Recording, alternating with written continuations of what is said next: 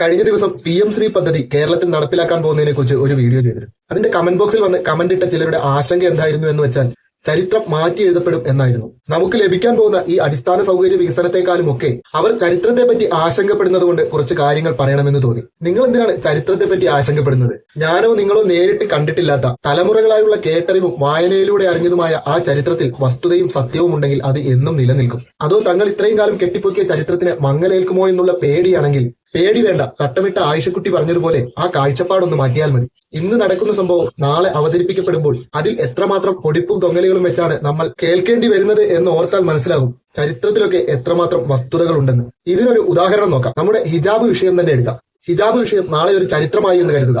ആ ചരിത്രം പറയാൻ പോകുന്നത് ദേ ഇങ്ങനെയായിരിക്കും. മതതീവ്രവാദികളായ കന്യാസ്ത്രീകൾ തട്ടമിട്ട് വന്നതിനെ ചൊല്ലി ഒരു കുട്ടിയെ സ്കൂളിൽ നിന്ന് പുറത്താക്കി വിദ്യാഭ്യാസം നിഷേധിച്ചു.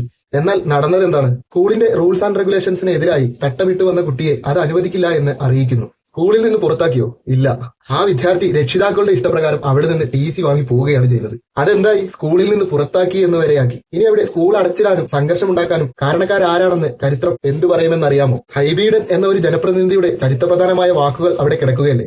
BJPയും RSSും ആണ് പോലും അവിടെ പ്രശ്നങ്ങൾ സൃഷ്ടിച്ചത്. ചരിത്രത്തിൽ എന്തായാലും അത് രേഖപ്പെടുത്തും. യഥാർത്ഥത്തിൽ അവിടെ നടന്നത് എന്താണ്? തട്ടമിടുന്നതിനെ സ്കൂൾ എതിർത്തപ്പോൾ കുട്ടിയുടെ രക്ഷിതാവ് SDPI പ്രവർത്തകരുമായി വന്നാണ് അവിടെ സംഘർഷമുണ്ടാക്കിയത്. ആരും അവരുടെ പേര് പറയാത്തത് കൊണ്ട് അവരാരും ചരിത്രത്തിൽ ഉണ്ടാവില്ല. ചരിത്രത്തിലെ വില്ലൻ അവിടെയും BJPയും RSSും ആയിരിക്കും. അപ്പോ ഇങ്ങനെയൊക്കെ ആയിരിക്കാം ചരിത്രം ഉണ്ടായിരിക്കുക എന്നതിന് ചെറിയൊരു ഉദാഹരണം പറഞ്ഞതേ ഉള്ളൂ. ആരും പേടിക്കണ്ട. ചരിത്രത്തിൽ വസ്തുതയും സത്യവും ഉണ്ടെങ്കിൽ അത് കാലാകാലങ്ങളോളം നിലനിൽക്കുക തന്നെ ചെയ്യും.